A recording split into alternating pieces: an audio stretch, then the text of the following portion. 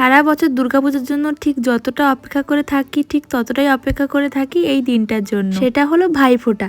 ভাইফোঁটা আমাদের কাছে ঠিক রিউনিয়নের মতো। সারা বছর আমাদের দেখা হোক না হোক, এই ভাইফোঁটার দিন কিন্তু আমরা সবাই মিলে একসঙ্গে এক জায়গায় হয়ে ভাইফোঁটা দিই। প্রথমে মা মাসিরা মামাকে ভাইফোঁটা দেয়, তারপরে আমরা ভাইফোঁটা দিই ভাইদের। দিদি যেহেতু বড় তাই দিদি প্রথমে দেয়, তারপরে আমি দিই। ভাইফোঁটার মেন ব্লগ কিন্তু অলরেডি আমার চ্যানেলে পোস্ট করা আছে, তোমরা গিয়ে দেখে এসো, আশা করি তোমাদের ভালো লাগবে।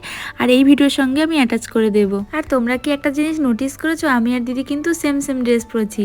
এটা ছিল আমাদের ভাইফোঁটার গিফট। সত্যি বলতে আমি যখন ভাইফোঁটার ফটো কিংবা ভিডিওগুলো পোস্ট করি তখন অনেকেই বলে, বাবা তোর এতগুলো ভাই, সারা পাড়াই তো তোর ভাই।